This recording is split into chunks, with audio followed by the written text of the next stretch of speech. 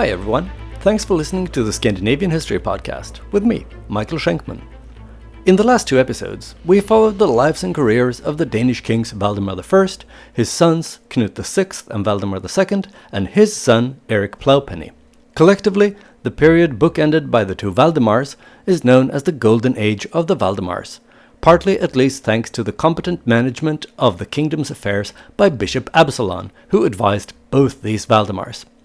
Through a series of wars, some upgraded to the status of crusades, the Danish crown extended its influence and control beyond the traditional boundaries of the realm, and new lands in Germany and Estonia found themselves under Danish rule. It was a golden age not only for the kings, but also for the elites. During these years, the Danish nobility strengthened its position at the expense of the peasantry, when the things, the traditional assemblies for passing laws and adjudicating trials, lost much of their authority. The Valdemars also donated large tracts of land to the nobility and the church, thus increasing their wealth and influence. Danish peasants, on the other hand, can be forgiven for being somewhat less enthusiastic about these developments, and the various kings who reigned during this golden age had to crush several peasant rebellions, not least in protest against the ever-increasing tax burden. But it wasn't enraged peasants who put an end to the golden age of the Valdemars. No, as is so often the case, that was achieved by the infighting among the sons in the royal family. That story will, however, have to wait for another time. Today's episode will start our exploration of the incorporation of Finland into the Scandinavian cultural sphere. And, since the dominant cultural factor in medieval Europe was Christianity, it should probably not come as much of a surprise that this incorporation is done in the form of crusades. Today, we'll dive into the First Swedish Crusade in Finland, and like any good crusade, this one also produced a couple of new Scandinavian saints to add to the collection.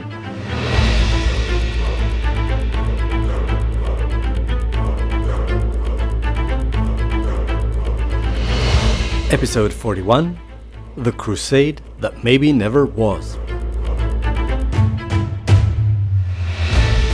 According to the chronicles describing the First Swedish Crusade in Finland, Finnish heathens had been raiding and pillaging along the Swedish coast, and so the Christian Swedes decided to settle in Finland and spread Christianity to calm them down and to give them a better life. Pure altruism through and through. A bit of projection perhaps, since most of the raiding probably was directed in the opposite direction.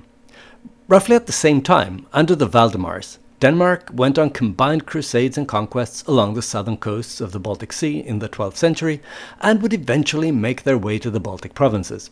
The crowning glory of that project was the conquest of modern-day Estonia in 1219. Danish activities in the Baltic is seen as a major reason for why Poland and the Baltic states became Catholic instead of Orthodox Christian. Sweden would also eventually expand across the Baltic Sea into Finland, spreading Catholic Christianity and capturing land as they went. Towards the end of episode 35, The Pretenders, we talked about the unfortunate King Sverker, who was knifed to death on Christmas Day 1156. The murder was ordered by a certain Magnus Henriksson, who wanted to be king of Sweden, because he was a descendant of King Inge the Elder. But Magnus wasn't elected king. Instead, a guy called Erik was elevated to that position. This King Erik occupies a central position in the myths about how Finland became part of Sweden. According to the legend of King Erik, better known as Saint Erik for reasons that we'll get into later in this episode, the vote when he was elected king of Sweden was unanimous. There were no rival factions scheming and intriguing. Everyone wanted Erik because he was such an excellent candidate.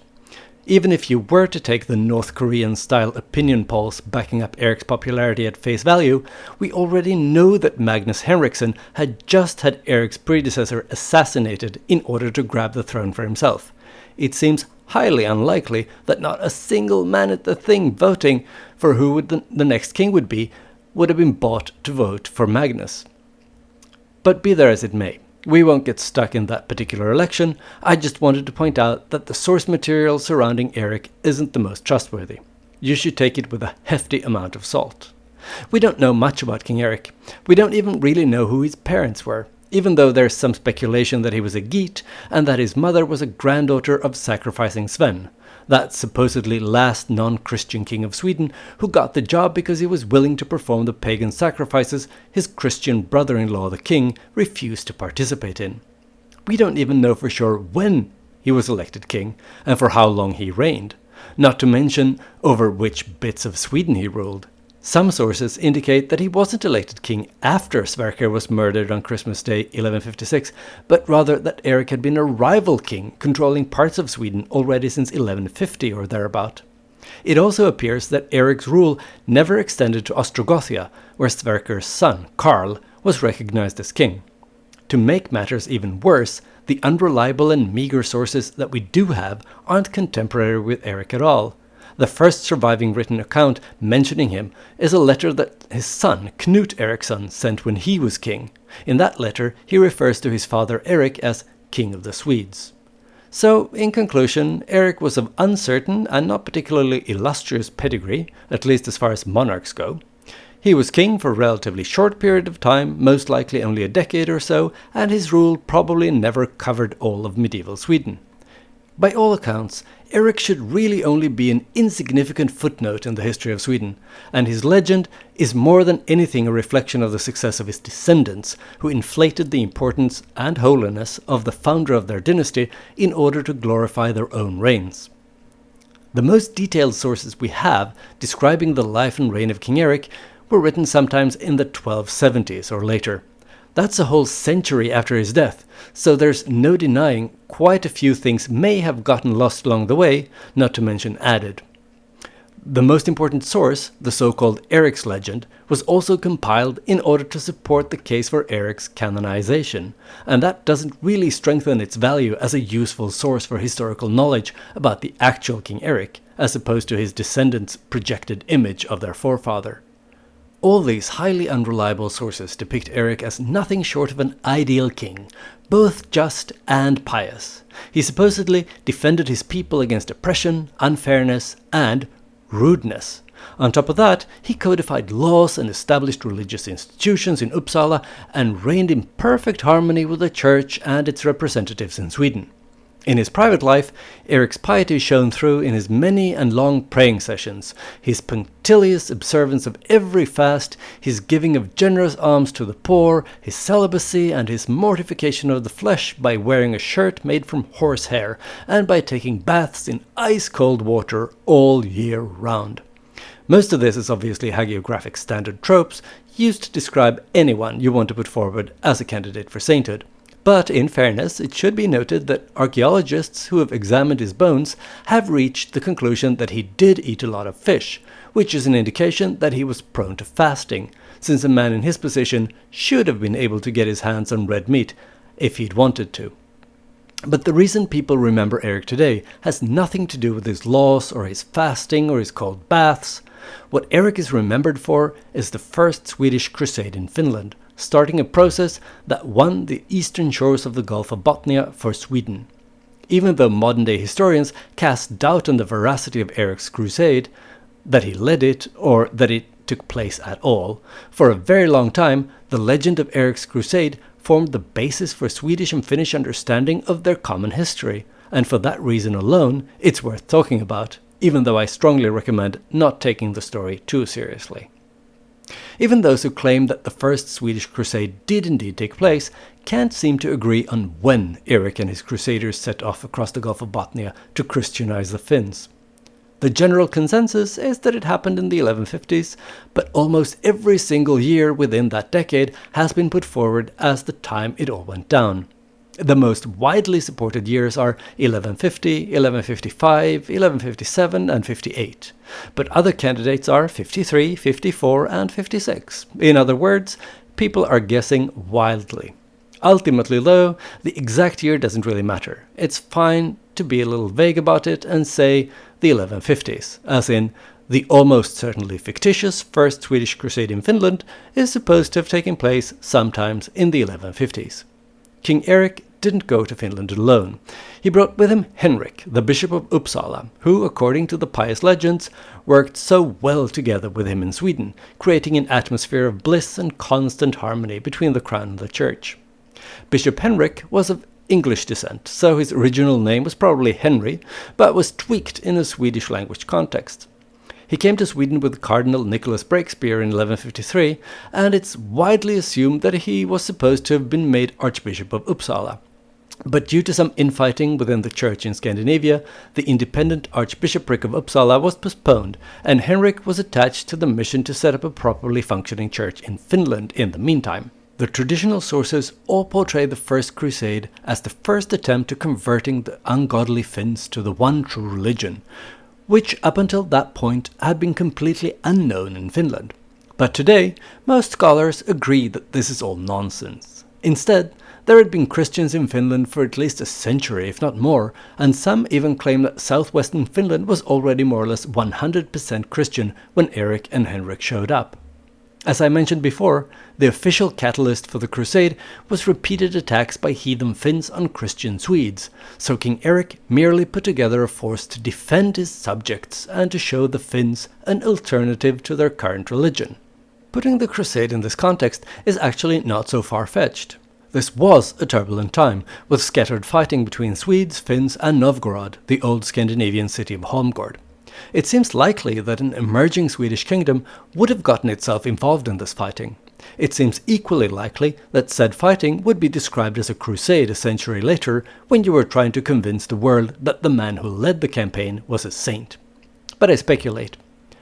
What the sources actually say is that Erik and Henrik had no choice but to start a war against the pagan Finns in order to safeguard the realm and to bring Christianity to the blind and evil heathen people of Finland.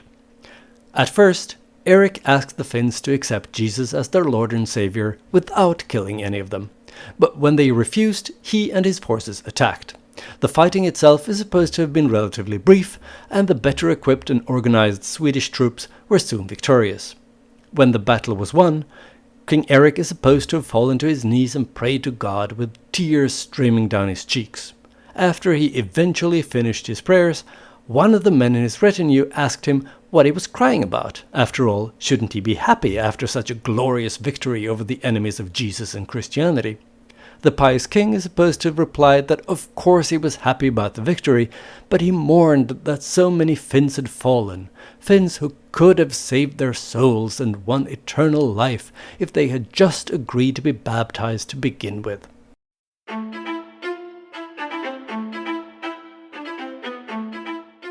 As soon as the fighting was over, Erik and Henrik went on to baptize the Finns and to construct a bunch of churches in the regions of Satakunta and Finland proper. And no, I'm not trying to insult the other regions of Finland or call their Finnishness into question. The region is actually, literally called Finland proper. By the way, of course Finland proper has 2 Swedish flags in its coat of arms. I'm not making this up. Google it. Anyway, since the military part was winding down, King Erik felt that his job in Finland was done, and he chose to return to Sweden. He had things to do back home, you know. But he managed to convince Bishop Henrik that he should stay around to preach to the Finns and in general make sure that they don't backslide back into paganism. According to the legend, Henrik agreed since he felt so sorry for all the Finns who were still living in pagan darkness. He was eager to give up his old privileged life as a bishop to devote himself to spreading the light of Christianity in Finland. Eventually, Henrik was rewarded for his efforts by becoming the patron saint of Finland, and to this day, January 19th, is his feast day. Unfortunately for Henrik, his elevated status is less a product of his success as an ecclesiastical administrator or as even a winner of souls for Christ, but because he was hacked to death and thus is considered a martyr. The legends of Saint Henrik relate that Henrik was traveling through the country in the winter of 1156, and came to a farm belonging to a man called Lalli. Lalli himself wasn't in when the bishop showed up, but his wife was. When Lalli eventually did return home, he was met by his wife, who lied to him and said that Bishop Henrik had robbed them, stealing food, beer and hay for his horse.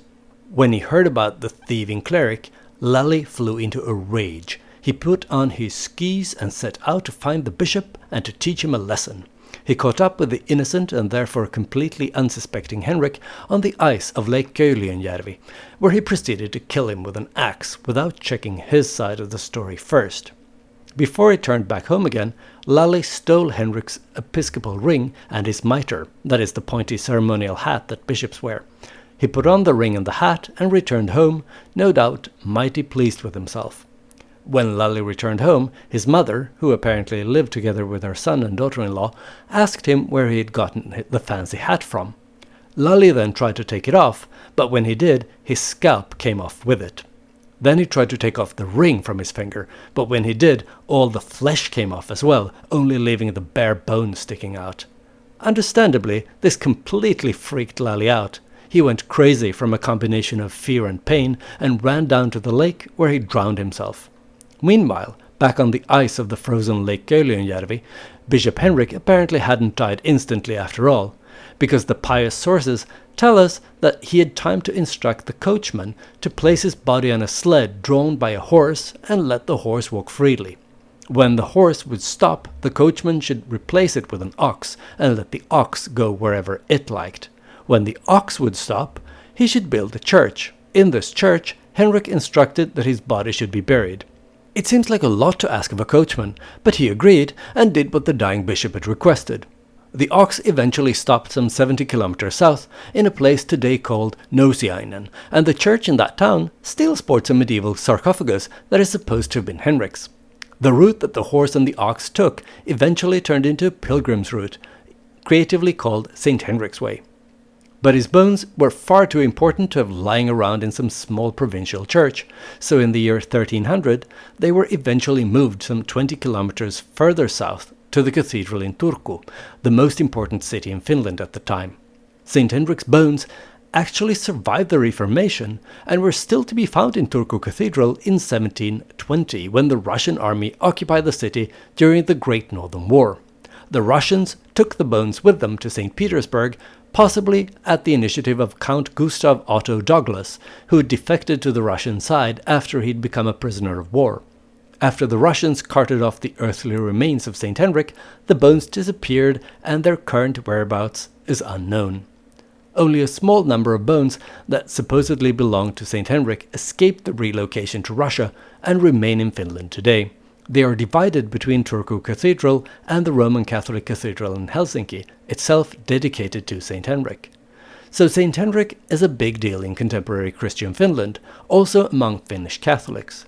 The day he died, January 19th, is his feast day and his name's day, and all this despite the fact that he has never officially been canonized by the Vatican. That doesn't necessarily mean that he's a fake saint, though. He was just elevated to sainthood so long ago that the centralized process for promotion from regular guy to saint hadn't been established yet. Still, he's not particularly well known in church circles outside Scandinavia, and when Christians in other parts of the world talk about Saint Henrik, they usually refer to Holy Roman Emperor Henry II, also known as Saint Henry the Exuberant. More's the pity. Anyway, I guess I should mention that, just like in the case of King Erik, the oldest surviving written sources about the life and death of Saint Henrik were written more than a century after he was killed, and they were written as a justification for making him a saint. In other words, they're not the most reliable of sources, and this has, naturally, led some modern scholars to doubt not only the miracles, the mitre, the ring and all that, but even Saint Henrik's very existence. Instead, they say the pious legend is modelled on the story of another bishop, maybe one called Henrik, who fought and died at the Battle of Futavik, that we talked about in episode 34, Royal Saints. So, Bishop Henrik didn't survive long after the First Swedish Crusade ended. But what about King Erik, who sailed back to Sweden? What happened to him? Surely, after such a resounding success like the Crusade in Finland, he must have been universally loved and respected by everyone back home. Well, of course not. Remember Magnus Henriksson, the prince who had ordered the assassination of Erik's predecessor on the Swedish throne in order to become king himself? He still hadn't given up on his dream of becoming king, and he was busy scheming against Erik. According to the pious myth about Erik, none other than the devil himself inspired Magnus. Whoever was whispering in his ear, Magnus tried to win Swedish noblemen for his cause with flattery, gifts, and grand promises about what things would be like if only he were king instead of Erik. As is so often the case with conspiracies, at least the successful ones, All this flattering, gift-giving and promising was done in secret, and King Erik had no idea what was going on. Magnus even managed to amass a small army and marched against Erik without him knowing about it at all. So clearly, whatever qualities Erik had as a king, his intelligence gathering was subpar. Things came to a head on Ascension Day, Thursday, the 18th of May, 1160. King Erik was in Uppsala, hearing Mass in Trinity Church, when he was informed that Magnus and his army were approaching. Erik, or so the legend tells us, refused to flee to safety and insisted on hearing the Mass to the end before going out to meet the threat. When King Erik left the church, he was caught almost immediately. He was pulled off his horse by a bunch of rowdy rebels who taunted and stabbed him. The king was finally beheaded at a spot close to the stream that passes through Uppsala. According to the legend of his martyrdom, a well sprung up where his blood had been spilled, and that well served as the main source for Uppsala's fresh water for centuries. You can still visit St. Erik's Well today, and thanks to it being connected to the municipal water supply, you can even enjoy a sip of water when you reminisce about the tragic end of saintly King Erik. If you ignore the miracle with the well, the death of King Erik is actually one of the few things that we can be reasonably certain actually happened, more or less in the way I just outlined. There's a papal bull to his son, King Knut Eriksson, that mentions that Erik was killed by his enemies, and modern scientific studies of his bones not only confirm that he was in fact beheaded, but also that he received several stabbed wounds to his back shortly before he died. After he'd cut Erik's head off, Magnus could finally realize his goal of becoming King of Sweden. But he didn't have long to relish his new position. He was himself assassinated by none other than Karl Sverkersson, whose father, King Sverker, Magnus had also assassinated that Christmas morning back in 1156. Sverker's son, Karl, known as Karl VII, no doubt felt that justice had finally been served. His father's assassin was dead, and he, the rightful heir, was now King of Sweden. It wasn't to last, though. In 1167, Erik's son, Knut, returned to Sweden, killed Karl VII, and made himself king. It took a bit of work, though, and it wasn't until 1173 that Knut had finally defeated all of his enemies among Sverker's descendants and could unite the kingdom under his own rule. But the House of Sverker wasn't beaten quite yet. For the next century or so, the descendants of Sverker and Erik fought each other for the Swedish throne. When Knut eventually died, he was succeeded by Sverker II, who in turn was succeeded by Knut's son Erik, known as Erik X, who died of natural causes without an heir and was succeeded by John I, son of Sverker II. But Erik's widow gave birth to a son posthumously, and the boy eventually grew up to take the throne as Erik XI, better known as Erik the Lisp and the Lame. He actually married some unfortunate girl from the House of Sverker, so in theory, their offspring would have united the two feuding houses, bringing peace to the kingdom. Unfortunately, their union was childless, possibly due to Erik the Lisp and Lame's dodgy gene pool, but the rest of the story about who was to rule Sweden will have to wait for another day. But back to King Knut Eriksson, who finally became the undisputed king of Sweden in 1173. He actually reigned for more than 20 years, consolidating not only his own rule, but also his father's reputation as a man fit to be saint. Just like in Norway, where they had Saint Olav, and in Denmark with Saint Knut, the king thought that having a royal saint in the family would boost his legitimacy and prestige. He used the memory of his father rather skillfully in creating a myth about a saintly king that had once ruled Sweden and whose descendants should be allowed to continue ruling in the future as well. It's at this time that the clear actual historical truth about King Erik gets blurred by the introduction of the pious legends about Saint Erik, including his crusade and the well that sprung up where he had been beheaded. And unfortunately, only the legends remain. But they were really successful. We have a surviving note from 1198, just a few years after Knut's death, mentioning that Erik was venerated as a martyred saint. Just like Saint Henrik became the patron saint of Finland, Saint Erik took on the same role for Sweden. May 18th, the anniversary of his death, became Saint Erik's feast day, and for a long time it was a public holiday in Sweden. On that day, the reliquary containing his bones would be carried from the cathedral to the church where he was originally buried, and there would be prayers for a bountiful harvest. Saint Erik's bones were also used during the coronation ceremony in the Middle Ages, when medieval Swedish kings took their oath of office with their hands placed on the reliquary. From the 14th century, we have seals from Stockholm depicting Saint Erik on the city's coat of arms, and when you visit today you can stroll down Saint Erik's Street to Saint Erik's Square. The Catholic Cathedral of Stockholm is also dedicated to Saint Erik. Erik was buried in the old Uppsala Cathedral that he himself had rebuilt. When the current, and significantly grander cathedral was built in the 13th century, his bones were moved there. Incidentally, the current cathedral was built on what scholars assume is the ruins of the Trinity Church, where Erik heard his last mass that fateful day in May 1160. You can still go and have a look at Erik's bones, or at least the gilded silver box where they're kept. It's tucked away in a side chapel behind the high altar in Uppsala Cathedral. The current reliquary isn't the original though. In the 16th century, King John III had to melt down the medieval original in order to afford buying back a fortress from Denmark and fighting a little war against Russia. Regular royal expenses. So obviously, St. Erik was a big deal in medieval Sweden, and his reign took on mythical aspects of the good old days, when the laws were just, taxes reasonable, and the harvest never failed. But just like St. Henrik, he wasn't canonized by the Pope, but only elevated to sainted by the local church. We even have a letter from 1172 in which Pope Alexander III reports that he had heard that some people in Sweden worship a man who was killed while he was involved in drunken debauchery. The Pope is outraged and orders the Swedes to stop this immediately. Some scholars with a faiblesse for iconoclasm have liked to interpret this as a reference to the veneration of St. Erik, and that the king consequently was surprised by his attackers not because he was deep in prayer, but drunk off his head. As fascinating as that glimpse into an alternative history is, there's no proof either way, since Pope Alexander didn't name any names. And we also have a letter of indulgence from 1256 mentioning both pilgrimage to St. Erik's tomb and various omens connected to the saint. So it would seem that the Vatican didn't actually mind the veneration of St. Erik. As I've mentioned several times already, we have no hard evidence whatsoever that the so-called First Swedish Crusade in Finland actually took place.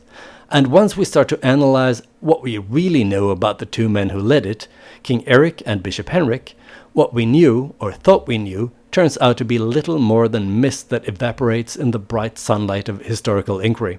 But that doesn't mean that there were no Swedish military campaigns in Finland at this time. We can be pretty sure that there were, and that they eventually led to the incorporation of the lands east of the Gulf of Bothnia with the Kingdom of Sweden.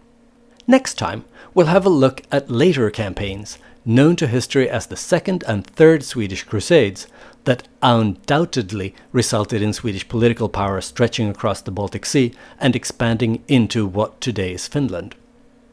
I hope you enjoyed this episode of the Scandinavian History Podcast. If you did, why not spread the word wherever you congregate with others who are into Scandinavian history?